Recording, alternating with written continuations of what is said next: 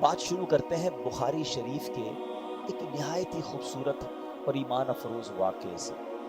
یہاں میں چھوٹا سا ایک مدنی پھول دے کر آگے نکل جاؤں گا۔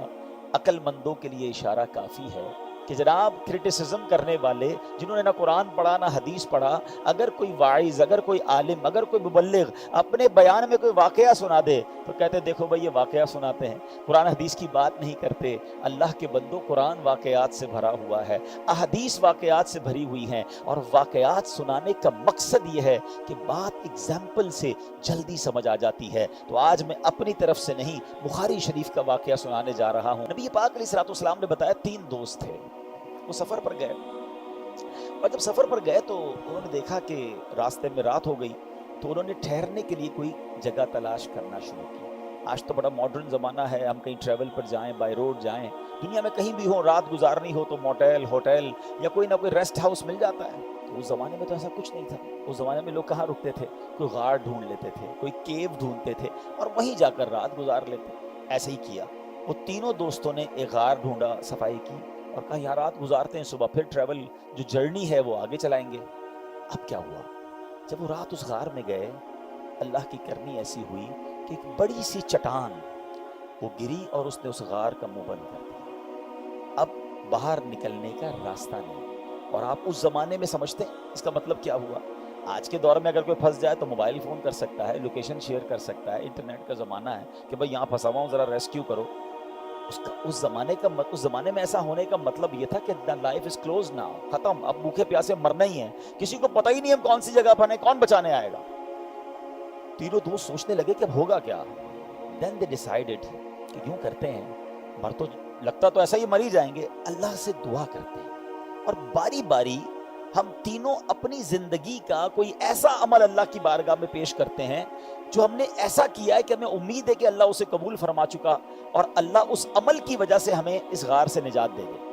پہلے دوست نے ہاتھ اٹھایا اور ہاتھ اٹھا کر دعا کرتا ہے کہ یا اللہ، ایک بار ایسا ہوا کہ میرے خاندان میں ایک لڑکی تھی، مجھے وہ پسند بھی بہت تھی، اور ایک بار اس لڑکی نے مجھ سے مدد مانگنے آئی، اس کو کسی پرابلم میں وہ تھی، مجھ سے کوئی قرضہ وغیرہ لینے آئی، تو مجھ پر شیطان غالب ہو گیا۔ میں نے کہا پیسے تو دے دوں گا مگر تمہیں میرے ساتھ برا کام کرنا پڑے گا۔ لڑکی بڑی مجبور تھی، کہنے لگی ایسا نہ کرو، اللہ سے ڈرو، میں مذلت مند ہوں، مجھے میری مدد کرو۔ وہ شخص کہتا ہے یا اللہ، میرے پاس قابو بھی تھا، کنٹرول بھی تھا، وہ لڑکی راضی بھی ہو گئی تھی، مگر بیچاری نے کہا مجھے کہ اللہ سے ڈرو، ایسا نہ کرو۔ کہ اللہ اس وقت میرے دل میں تیرا خوف ہے، مجھے کوئی دیکھنے والا نہیں تھا، کہ اللہ فقط تیری رضا کی خاطر میں نے اس لڑکی کو چھوڑ دیا تھا۔ اے میرے مالک، اگر وہ عمل میں نے تیری رضا کے لیے کیا تھا تو میرے مولا ہمیں اس مصیبت سے نکال۔ وہ چٹان جو ہے وہ تھوڑی سی آٹومیٹکلی اللہ کی رحمت سے سرک گئی، مگر اتنی نہیں سرکی کہ وہ یہ تینوں دوست جو ہیں یہ باہر نکل سکے۔ اور یہ میں واقعہ آپ کو حدیث پاک کا اور بخاری شریف کا سنا۔ اب بات کرتے ہیں دوسرے دوست، اس نے ہاتھ اٹھایا، کہتے ہیں یا اللہ عز و جل،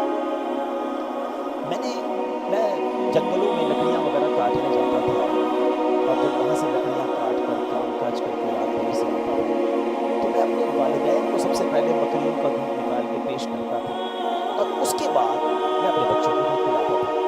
اللہ، ایک رات ایسا ہوا کہ میں آیا، رات کو دیر ہو گئی، دودھ نکالا، ماں باپ کے قدموں میں گیا تو میرے والدین سو گئے تھے۔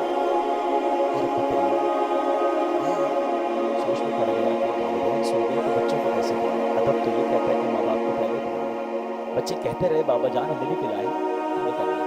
میں ماں باپ کے کنارے کھڑا رہا ساری رات، میں والدین کے بستر کے پاس کھڑا رہا کہ جب ماں باپ کی آنکھ کھلے گی وہ دودھ پیش کرے گا۔ ایسا ہی ہوا، جب ماں باپ اٹھے تو میں نے ماں باپ کو دودھ پیش کیا، پھر اپنے بچوں کو پلایا۔ اللہ، وہ جو میں نے خدمت کی تھی اپنے ماں باپ کی، اگر وہ خدمت تیری رضا کے لیے کی تھی تو میرے مولا آج ہم کو اس غار سے نکالتا۔ حدیث پاک کے الفاظ ہیں وہ پتھر تھوڑا سا اور سرک گیا، مگر اتنی جگہ نہ بنی کہ وہ تینوں نکل سکے۔ اب تیسرا دوست ہے، اس نے ہاتھ اٹھایا، کہتا یا اللہ، ایک بار ایک مزدور آیا تھا میرے پاس اور اس مزدور نے میرے پاس مزدوری کی اور اپنے پیسے لینا بھول گیا۔ وہ تو چلا گیا، میں نے اس کے پیسے سنبھال کے الگ رکھے، بلکہ کہ اپنے کاروبار میں ایک چھوٹا سا شیئر جو ہے، کاروبار میں ایک چھوٹا حصہ اس کے پیسوں سے کرنا شروع کر دیا۔ بہت عرصے کے بعد اس مزدور کی یاد آیا اسے، وہ آیا مجھے کہنے لگا صاحب یاد ہے کچھ عرصہ پہلے آپ کے پاس آیا تھا، مزدوری کی تھی، تھوڑے پیسے میرے باقی ہیں۔ وہ شخص کہتا ہے یا اللہ میں نے اس سے کہا کہ یہ جو سارا ریوڑ ہے نا بکریاں جانور یہ سب تیرے ہیں، تو میرے کہاں سے ہوگا، تھوڑے پیسے تھے، تو وہی تھوڑے پیسے کاروبار میں لگائے تھے بکریاں بڑھ گئی، لے جا سب تیرا۔ تو بڑا خوشی خوشی وہ جانور لے کر چلا گیا۔ میرے مولا اگر میرا عمل تیری رضا کے لیے تھا تو اے اللہ جب ہمیں بچا لے، اس غار سے نکال دے۔ پیارے آقا علیہ الصلوۃ والسلام فرماتے وہ پتھر اور سرک گیا اور یہ تینوں شخص اس غار سے باہر آئے۔ اب اس واقعے سے اتنا کچھ سیکھنے کو ملتا ہے، اللہ اکبر۔ سب سے پہلی بات تو میں ایک عشق والی اور ایک عقیدے والی بھی کلیئر کروں، بہت شیطان ہے نا مسکنسیپشنز بڑے کلیئر ڈالتا رہتا ہے دماغ میں۔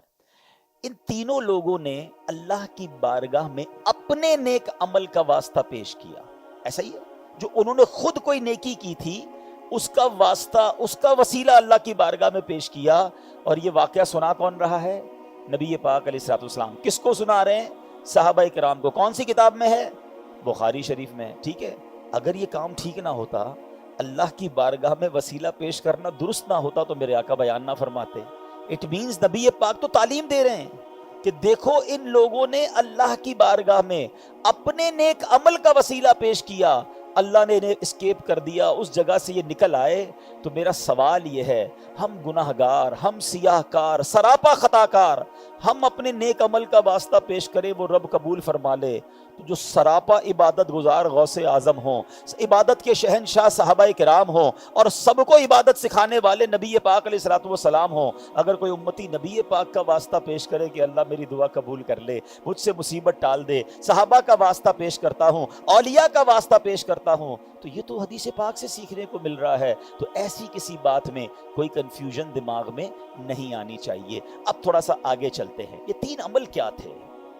یہ تینوں عمل بڑے امپورٹنٹ ہیں اور بڑے ریلیونٹ ہیں ہم سب سے۔ پہلے نے کیا کیا؟ اکیلا تھا، گناہ کا موقع تھا، کوئی دیکھنے والا نہیں تھا، مگر کس لیے گناہ نہیں کیا؟ اللہ دیکھ رہا ہے۔ یہ تقویٰ ہے میرے میٹھے اسلامی بھائی، یہ وہ پرہیزگاری ہے جو مجھے اور آپ کو سیکھنی ہے۔ اور یہ جو اس نوجوان کا جو واقعہ ہے یہ بہت سارے نوجوانوں کے لیے درس ہے۔